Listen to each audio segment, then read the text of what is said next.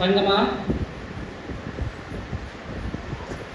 దేవుడు తన స్వరక్తమిచ్చి సంపాదించినటువంటి సంఘమే ఈ బేతెస్దా సంఘం. దేవుడు తన స్వరక్తమిచ్చి సంపాదించిన సంఘం. మనమందరము కూడా మనంతలో మనమే రాలే, మన సొంత జ్ఞానంతో రాలే, మన తెలివితేటలతోటి దేవుని ఇంటికి రాలే. మనలందరినీ కూడా మన దేవుడు మనల్ని కన్నాడు. కనటమే కాదు, మనల్ని కొన్నాడు. ఎలా కొన్నాడు? క్రయమిచ్చి కొన్నాడు. అమూల్యమైన రక్త దారుల చేత మనల్ని కన్నాడు. ఆ కన్నాయన ఎవరు అని అంటే యేసుక్రీస్తు ప్రభువు. యేసుక్రీస్తు ప్రభువు మరి ఎక్కడి నుండి ఎక్కడికి వచ్చినాడు? ఆయన దేవుడు ఒక్కడే. దేవునికి నరునికి మధ్యవర్తి ఒక్కడే. ఆయనే క్రీస్తు యేసు నరుడు. నరావతారిగా ఈ లోకానికి వచ్చినాడన్న సంగతి మర్చిపోవద్దు. చాలా మంది అంటారు, ఆయన దేవుడు కాబట్టి లోకానికి వచ్చి చాలా అద్భుత ఆశ్చర్య మహత్కార్యాలు చేసినారయ్యా. మరి సామాన్య మానవుడు అయితే చేస్తాడా? ఆయన దైవత్వాన్ని కలిగి ఉన్నాడు కాబట్టి చేసిండు అంటారు. లేదు, దేవుని బిడ్డలారా, దేవునితో కూడా ఉండకూడని భాగ్యమని ఎంచుకొనక దీనుడుగా రిక్తుడుగా తన సింహాసనాన్ని వదిలిపెట్టి కొడాలి కోట్ల దేవదూతల ఆరాధన వదిలిపెట్టి తుచ్చమైనటువంటి ఈ మట్టి శరీరాన్ని ధరించుకొని నామమాత్రుడుగా శరీరధారిగా కన్య మరియ గర్భంలో జన్మిస్తా వచ్చినాడు యేసుక్రీస్తు ప్రభు. ఆయనలో దైవత్వాన్ని పక్కన పెట్టి వచ్చినాడు. మనం ఎలాగ ఉన్నామో ఆయన కూడా మనలాగానే ఉన్నటువంటి మనిషి. మనకి ఏ లక్షణాలు అయితే ఉన్నాయో ఆయన కూడా అవే లక్షణాలు. ఆకలి అవుతుంది, దాహం అవుతుంది, నొప్పి పుడుతుంది, బాధ కలుగుతుంది, శోధన వస్తుంది. అన్ని కూడా ఆయన కలిగి ఉన్నాడు. ప్రేమ దేవులారా, దేవుడు ఒక్కడే, దేవుడికి నరులకు మధ్యవర్తి ఒక్కడే. ఆయనే క్రీస్తు యేసు నరుడు. మరి ఆయన ఆకలి ఉన్నాడు. ఆకలి ఉన్నాడా? యేసు ప్రభు ఈ లోకానికి వచ్చినప్పుడు ఆకలి ఉన్నాడు. ఆయన ఆకలి ఎందుకు ఉన్నాడంటే దీన దరిద్రతలో ఉన్నటువంటి మనందరికీ ఆకలి తీర్చడానికి, తినడానికి తిండి లేనటువంటి మనలకు ఇక్కడ అన్నం పెట్టడానికి ఆయన ఆకలి కొన్నాడు. ఆయన మన ఆకలి తీర్చాడు. దేవుని బిడ్డలారా, ఆయన ఆకలి కొన్న కారణాన్ని బట్టి మనకు సమృద్ధి అయినటువంటి ఆహారము మనకు లభిస్తూ వచ్చింది. ఆయన రాకపోతే ఆహారం తినలేమా, కడుపు నింపుకోలేమా అని కాదు. ఏ ఆహారము? జీవాహారమైన వాక్యము. దేవుని బిడ్డలారా, ఆయన రాకపోతే వాక్యము లేదు. ఆయన వాక్యమైనటువంటి దేవుడు. ఆది యందు వాక్యం ఉండెను, వాక్యము దేవుడై ఉండెను, వాక్యము దేవుని యొద్ద ఉండెను. అక్కడ ఉన్నటువంటి వాక్యము మరి మనకి ఎలా అందుతుంది? ఎలాగ అందుతుందంటే సాక్షాత్తు ఆ వాక్యమే దిగి రావాలి. మరి ఎలా దిగి రావాలి? ఆ వాక్యమే శరీర సంబంధిగా కృపా సత్య సంపూర్ణుడుగా మన మధ్య నివసించడం రాబడింది. ప్రేమ బిడ్డలారా, అందుకే ఈ లోకానికి వచ్చి ఆయన ఆకలి కొన్నాడు. ఎక్కడ? మత్తయి సువార్త 4 చదవండి. మత్తయి 4:2. మత్తయి సువార్త 4:2లో ఆయన ఆకలి కొంటా వచ్చినాడు. ప్రేమ బిడ్డలారా, చదవండి.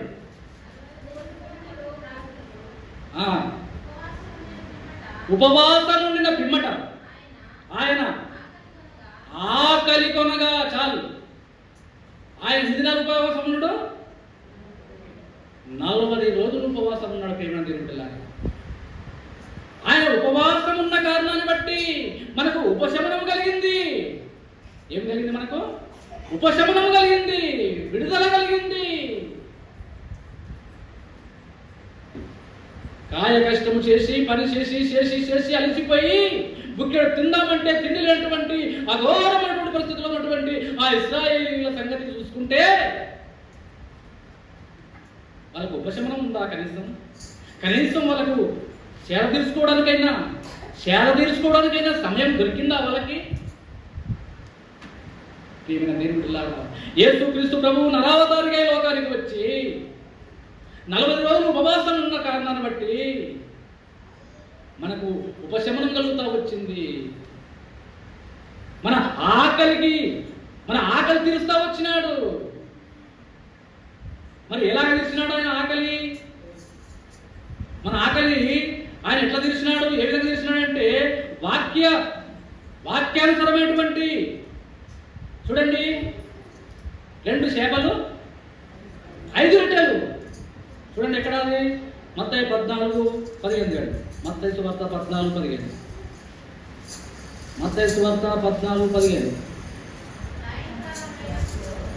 సాయంకాలం అయినప్పుడు శిష్యులు ఆయన దగ్గరకు వచ్చి, ఇది ఆరణ్య ప్రదేశము, ఇప్పటికే పొద్దుపోయి ఉంది, ఈ జనులు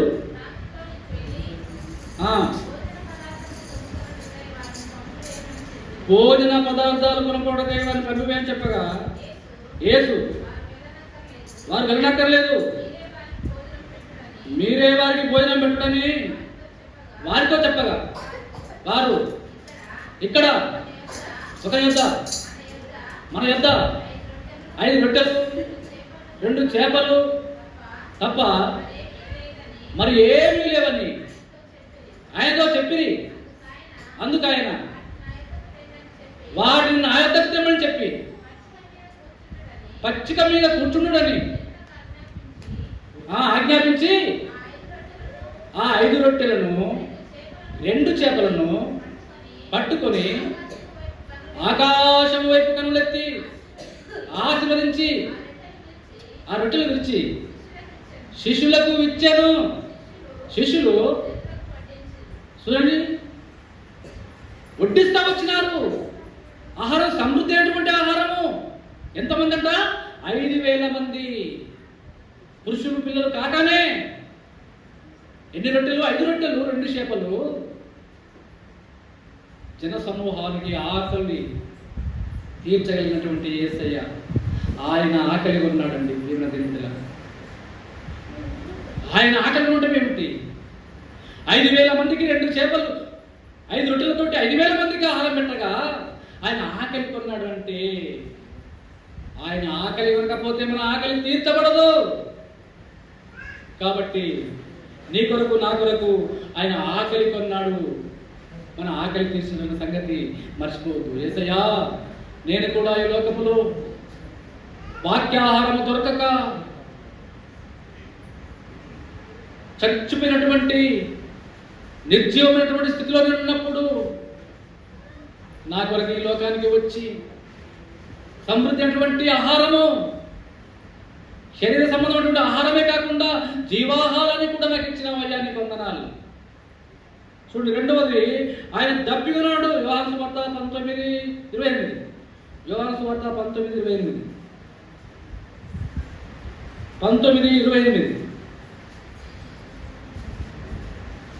అటు తరువాత సమస్తమును అప్పటికి సమాప్తమైనదని యేసు ఎరిగి లేఖనము నెరవేరినట్లు నేను దప్పికొనుచున్నాను. నేను లేఖనములు నెరవేరినట్లు ఆయన దప్పికొంటా వచ్చినాడు. ప్రియమైన దేవుని బిడ్డలారా, ఆయన దప్పికొంటా వచ్చినాడు. రావడానికి గల కారణం ఏమిటంటే మన దప్పిక తీర్చడానికి, ఆత్మీయ దప్పిక తీర్చబడడానికి ఆయన దప్పికొంటా వచ్చినాడు. జీవజలముల ఊట అయినటువంటి తానే. చూడండి, యోహాను సువార్త 4 ఆయన జీవజలముల ఊట అని రాయబడింది.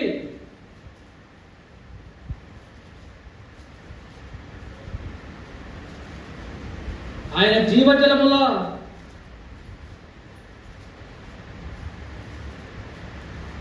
చూడండి ఆయన నీకు జీవజలమిచ్చునని ఆమెతో చెప్పాను.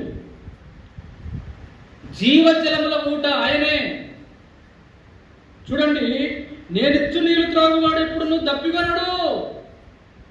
14వ వచనంలో నేనిచ్చు నీళ్లు త్రాగువాడు ఎప్పుడు నువ్వు దప్పికొనడు, నేను వానికిచ్చు నీళ్లు నిత్య జీవములకై వానిలో ఊరడు నీటి బుగ్గగా ఉండునని ఆమెతో చెప్పాను.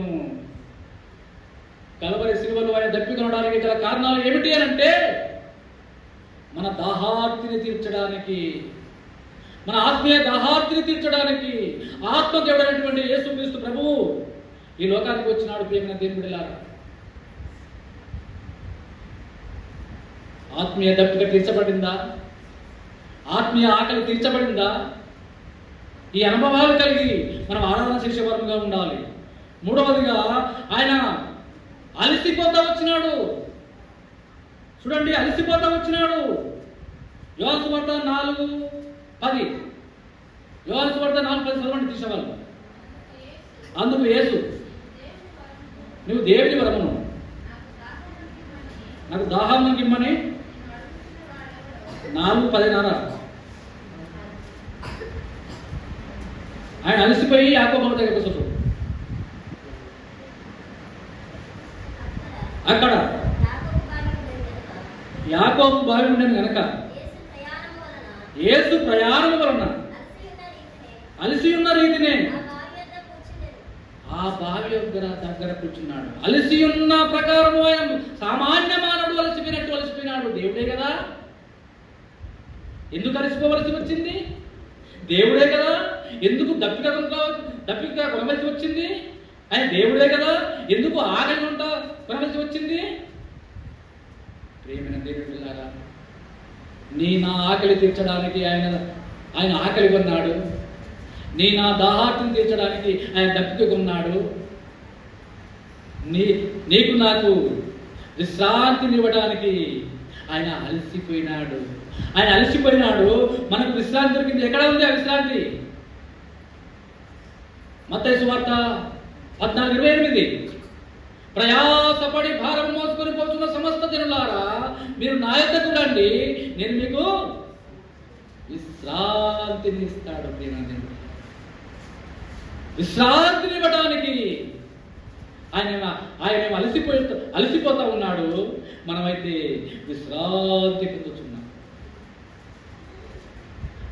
ఆయన అలసిపోతా ఉన్నాడు. ఎవరి కొరకు? నీకు నాకు విశ్రాంతి ఇవ్వడానికి. మన ప్రయాసంతటిని కూడా ఆయన మీద వేసుకున్న కారణాన్ని బట్టి, మన పనుల భారం అంతా కూడా, మన పాపశాపాలన్నీ కూడా తన మీద వేసుకున్న కారణాన్ని బట్టి ఆయన అలసిపోతా ఉన్నాడు. మనమైతే విశ్రాంతి పొందుతా ఉన్నాం. ప్రియమైన దేవుడా, అయ్యా నాకు విశ్రాంతి దొరికినటువంటి సమయంలో, నాకు నెమ్మది లేనటువంటి సమయంలో, నాకు శాంతి లేనటువంటి సమయంలో, అయ్యా మీరు అలసిపోయిన కారణాన్ని బట్టి నా అలసట తీర్చినావయ్యా నీకు వందనాలు, నాకు విశ్రాంతిని ఇచ్చినావయ్యా నీకు వందనాలు. ఇలాంటి అనుభూతి కలిగి ఆ దేవుని మనం ఆరాధించే వారంగా ఉండాలి.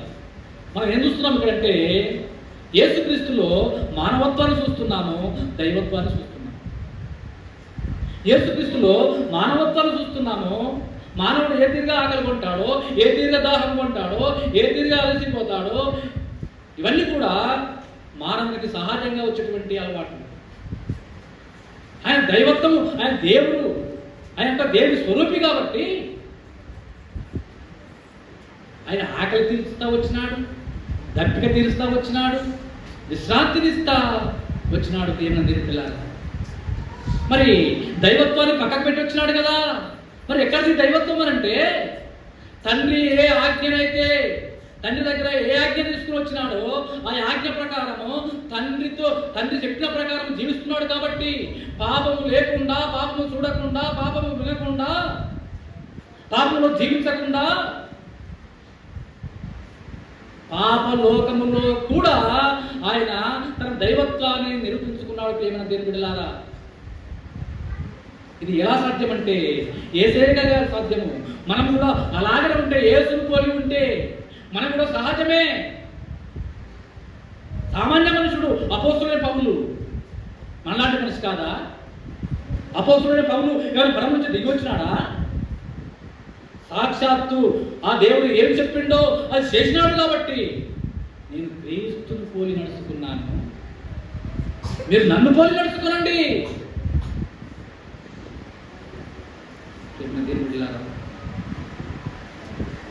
ఏ పరిస్థితుల్లో మనం అలసిపోతున్నామో, ఏ పరిస్థితుల్లో మనకు అలసట ఉన్నదో ఆయన దగ్గరికి వస్తే మన అలసట తీర్చబడుతుంది. ఆయన కూడా మనము అవసరతల కొరకు ఏ విధంగా ప్రార్థన చేస్తున్నామో ఆయన కూడా ప్రార్థన చేస్తున్నాడు. ఆయన కూడా ప్రార్థన చేస్తున్నాడు. చూడండి ఎక్కడ, మత్తయి సువార్త 26:39. మత్తయి సువార్త 26:39లో గెత్సెమనే తోటలోనికి పోయి చదవండి ఆ మాట. కొంత దూరం వెళ్ళి సాగిలపడి, నా తండ్రి సాధ్యమైతే ఈ గిన్నె నా యొద్ద నుండి తొలగిపోనిమ్మని ఆయనను నా ఇష్ట ప్రకారం కాదు నీ చిత్త ప్రకారమే కానిమ్మని ప్రార్థించెను. దేవుడారా, ఆయన దేవుడే కదా, ఆయన ప్రార్థన అవసరమా? ఆయన దేవుడే కదా, ప్రార్థన అవసరమైతే ప్రియమైన దేవుడారా ఎలా అవసరం అంటే ఆయన నరవతారిగా వచ్చినాడు, నామకార్థ మానవులాగా వచ్చినాడు అంతే. ఆయన కూడా కొన్ని అవసరతలు ఉంటాయి, కొంత బాధ ఉంటుంది, కొంత ఇబ్బందులు ఉంటున్నాయి. ఆ ఇబ్బందులన్నీ తీర్చబడాలంటే తన తండ్రిని వేడుకుంటున్నాడు, ప్రార్థన చేస్తున్నాడు. మనం ప్రార్థన చేసినట్లుగానే ఆయన కూడా ప్రార్థన చేస్తున్నాడు. తండ్రి ఈ చిత్తమైతే ఈ పాత్ర నా ఇద్దరి నుండి తొలగించు, అయ్యా నా ఇష్టం కాదయ్యా నీ చిత్తమే చేయన్నాడు. అలా కూడా ప్రార్థన చేసినప్పుడు మనం కూడా మన ఇష్టానుసారమైనటువంటి ఈవులు పొందాలని, మన స్వలాభాన్ని అపేక్షించి ప్రార్థన చేయకూడదు. కానీ దైవ సిద్ధానుసారంగా దేవుని యొక్క మనస్సు ఎరిగి ఆయన చిత్తం ఎరిగి ప్రార్థన చేయాలి. ప్రియమైన దేవులారా, మన ఇష్టానుసారంగా చేస్తే ప్రార్థన నెరవేరదు. చూడండి, ఆయన ప్రార్థన చేసినాడు, మరి అనేకులను విడిపించినాడు కదా. ఆయన ప్రార్థన చేసినాడు, ఇతరుల అవసరతలు తీరుస్తూ వచ్చినాడు. ఒక ఆయనకు మూగదయ్యం పట్టింది, ఆయన కొరకు ప్రార్థన చేసి దాన్ని ఆ మూగదయ్యం నుంచి విడిపించినాడు. చూడండి ఆ మాట, మార్కు సువార్త 9:23. మార్కు సువార్త 9:23. అందుకు యేసు నమ్ముట నీవునైతే నమ్మువారికి సమస్తము సాధ్యమే అని అతనితో చెప్పాను. వెంటనే ఆ చిన్నవాడు తండ్రి, నమ్ముచున్నాను, నాకు అపనమ్మకం కలగకున్నట్లు సహాయం చేయమని బిగ్గరగా చెప్పాను. చాలు. చూడండి, నాకు ఆయనకే సహాయం అవసరమని ఓల ప్రార్థన చేస్తుండు, తండ్రికి ప్రార్థన చేస్తుండు. ఎవరు? యేసు ప్రభువు. మరి ఈయన ఇంకొకరి అవసరత తీస్తున్నాడట. నాకు అపనమ్మకం కలగకున్నట్లు నాకు సహాయం చేయ.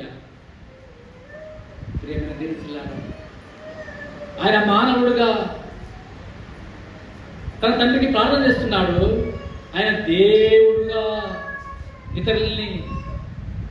ఇతరులకు సహాయం చేస్తున్నాడు. మూగవైన చెవిటి దయ్యమా, ఇతన్ని విడిచిపెట్టి వెళ్ళిపో అన్నాడు. మూగవైన చెవిటి దయ్యమా వెళ్ళిపోగానే వెళ్ళిపోతుందా? మనం అంటే వెళ్ళిపోతుందా? ఒక పాస్టర్ అలాగని పోయాడట, తుప్పిళ్ళ బలంతో పోయిండట. నిజంగానే దయ్యం పట్టింది కాబట్టి ప్రార్థన చేస్తున్నాడంట. అది అతను వదిలిపెట్టి ప్రార్థన చేసే పాస్టర్లోకి పడదంట. ఆయన మీద పడితే ఆయన పడి తలడిస్తున్నాడంట. ఇప్పుడు సహాయం ఎవరు చేయాలి? మరి యేసు ప్రభు సామాన్య మానవుడే కదా, మనలాగానే వచ్చినాడు కదా, మనలాంటి స్వభావం ధరించుకుని వచ్చినాడు కదా. మరి ఆయన ప్రార్థన చేస్తే అది వెళ్ళిపోవాలని వెళ్ళిపోతుంది. మరి ఎలా వచ్చిందా శక్తి? శక్తిని కూడగట్టుకున్నాడు. ప్రేమ దేని బిడ్డలారా మర్చిపోవద్దు. మనలాంటి మనిషే యేసు ప్రభు, మనలాంటి స్వభావం కలిగిన వాడే. ఆకలి ఉన్నది, ధూపం ఉన్నది, అలసట ఉన్నది. చూడండి, అన్నీ ఉన్నాయి. అవసరతుల కొరకు ప్రార్థన చేస్తున్నాడు. మరి అన్నీ కూడా దప్పిక తీర్చబడుతుంది, ఆకలి తీర్చబడుతుంది, అలసట తీర్చబడుతుంది. ఎలా సాధ్యమంటే నిబ్బరమైన మనస్సు కలిగి, భయభక్తులు కలిగి, తన తండ్రి వైపు చూస్తూ లోకం వైపు చూడటం లేదు. ధనము కావాలి, ధాన్యము కావాలి, ఆస్తిపాస్తులు కావాలి, ఈ లోకంలో అందచందాలు కావాలని చెప్పి తన శరీరాన్ని కాపాడుకోవడం లేదు. కానీ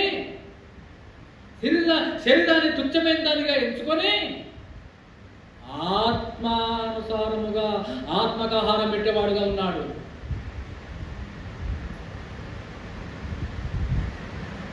మనం ఆత్మను చూసుకోం కానీ శరీరం చూసుకుంటాం.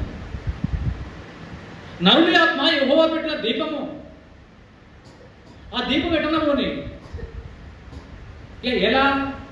మనం ప్రార్థన చేస్తే దయ వెళ్ళిపోతుంది. మనం ప్రార్థన చేస్తే మన అవసరాలు తీర్చబడతాయి. ఆత్మనార్పకుడి, అది ఆత్మ ఆర్వద్దు. యేసుక్రీస్తు ప్రభువు మనలాంటి మనిషిగా ఈ లోకంలో జన్మించినప్పటికీ ఆత్మను ఆర్పివేయలే. ఆత్మ స్వభావం కలిగి ఆత్మదేవుని వైపు, తన తండ్రి వైపు చేతులెత్తి ప్రార్థన చేస్తూ ఉన్న కారణాన్ని బట్టి 5 రొట్టెలు విస్తారమైన రొట్టెలైనవి, 2 చేపలు విస్తారమైన చేపలైనవి. ప్రార్థన చేస్తేనే మనం కూడా అలాంటి దైవికమైన విధానంలో ఉండి ప్రార్థన చేస్తే అపోస్తలుడైన పౌలు చేయలేదా? అరే చనిపోయిన వాళ్ళు లేపినాడు కదా.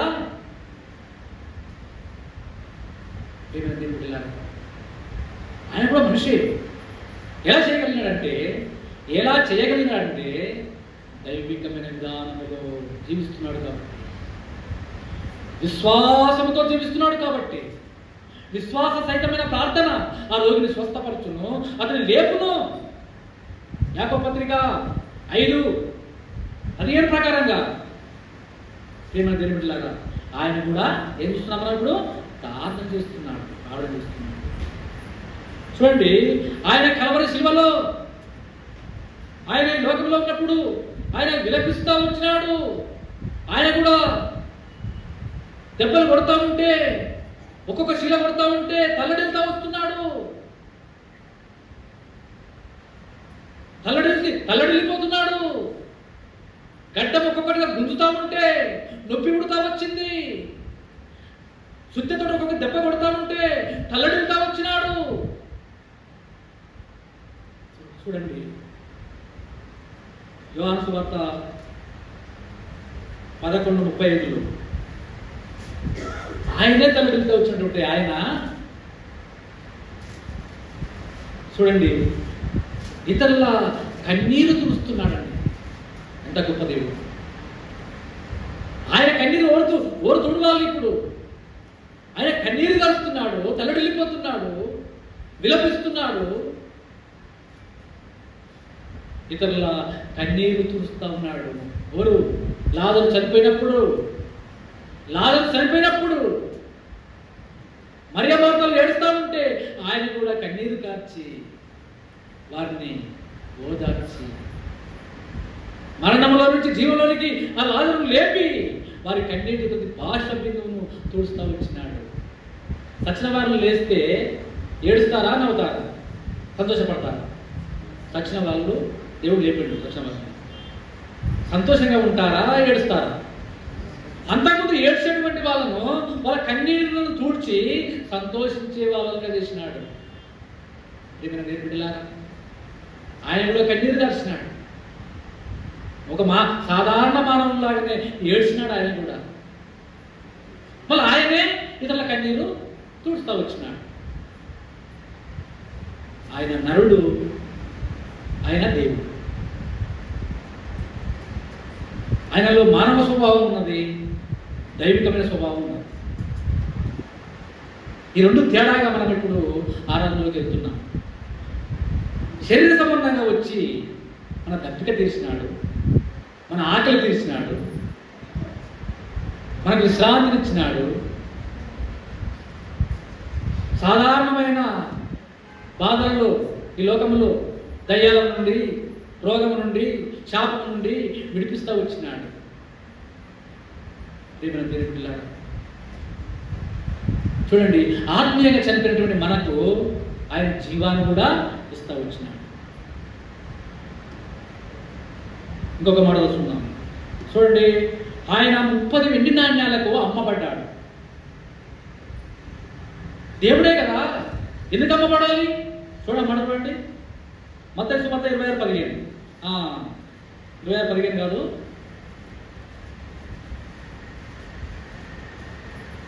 ఎక్కడున్న మాట? ఆయన 30 వెండి నాణ్యాలకు సోదర అప్పగించిన నాకు ఏమి ఇస్తున్నట్టు నేను అడిగాను. అందుకు వారు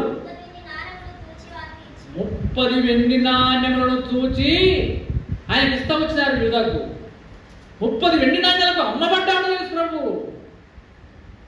చూడండి, అమ్మబడినటువంటి ఆ యేసు ప్రభువే కల్వరి శిలువలో కాల్చినటువంటి అమూల్యమైన రక్తధారల చేత మనల్ని విలువ పెట్టి మనల్ని కొన్నాడు.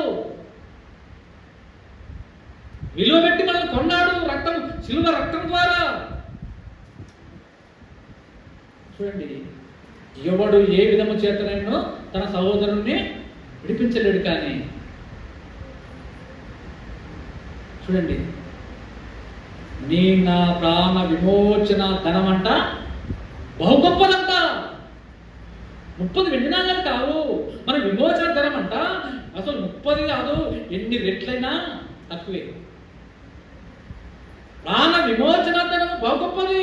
ఆయన ప్రాణం పెట్టి రక్తం కార్చి, విలువైన రక్తం కార్చి మనల్ని కొన్నాడు. ఆయన అమ్మబడ్డాడు, మనల్ని కొన్నాడు.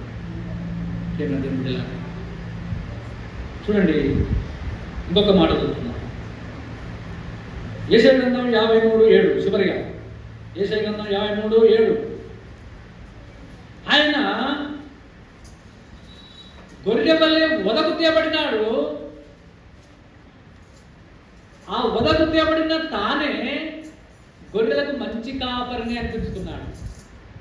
సామాన్య మానవులాగా వదకు తేబడినాడు. దైవత్వములో ఆయన మంచి కాపరిగా మనకున్నాడు. చదవండి, యెషయా గ్రంథం 53:7. అతడు దౌర్జన్యము నందెను, బాధింపబడినను, అతడు నోరు తెరవలేదు. వదకు తేబడిన గొర్రెపిల్ల, బొచ్చు కత్తరించు వాని ముందు గొర్రెపిల్ల మౌనంగా ఉండినట్టు ఆయన మౌనం వహిస్తూ వచ్చినట్టు ఏమైనా తెలిపిలారా. అదే మౌనం వహించి అదే వదకు తేబడినటువంటి ఆ గొర్రెపిల్ల అయినటువంటి యేసు ప్రభువు మళ్ళీ ఇదే యోహాను సువార్తలో చూడండి, నేను గొర్రెలకు మంచి కాపరి అంటున్నాడు. ఎక్కడ అంటున్నాడు మాట? యోహాను సువార్త 10:11 చదవండి. యోహాను 10:11. నేను గొర్రెలకు మంచి కాపరిని. మంచి కాపరి గొర్రెల కొరకు ప్రాణం పెడతాడు. ఏమంటారా? ఈయనే ప్రాణం పెడతానంట. ఈయనంట గొర్రెలకు మంచి కాపరంట. దైవికమైన విధానంలో మంచి కాపరి, శరీర సంబంధిగా వధింపబడిన గొర్రె పిల్ల.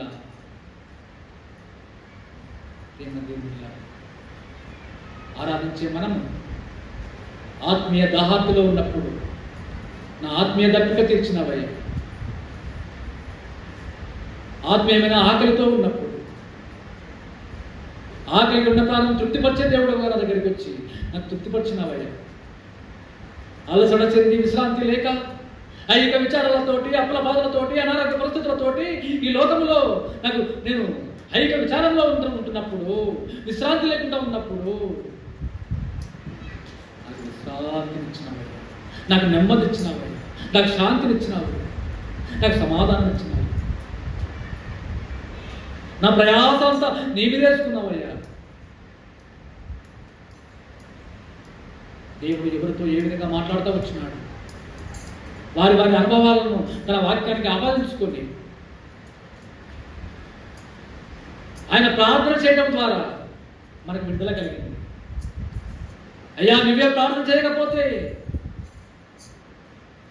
ఆ యేసుక్రీస్తు ప్రభు అప్పుడు ఈ లోకానికి వచ్చినప్పుడే ప్రార్థన చేయలేదు, ఇప్పుడు కూడా చేస్తూనే ఉన్నాడు.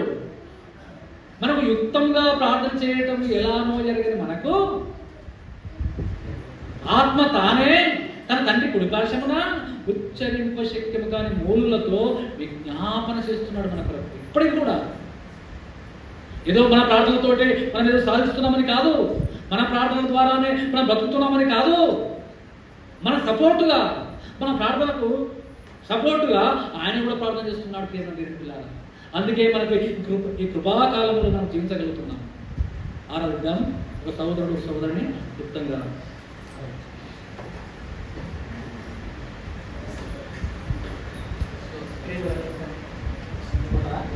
కొంచెం ఆగండి.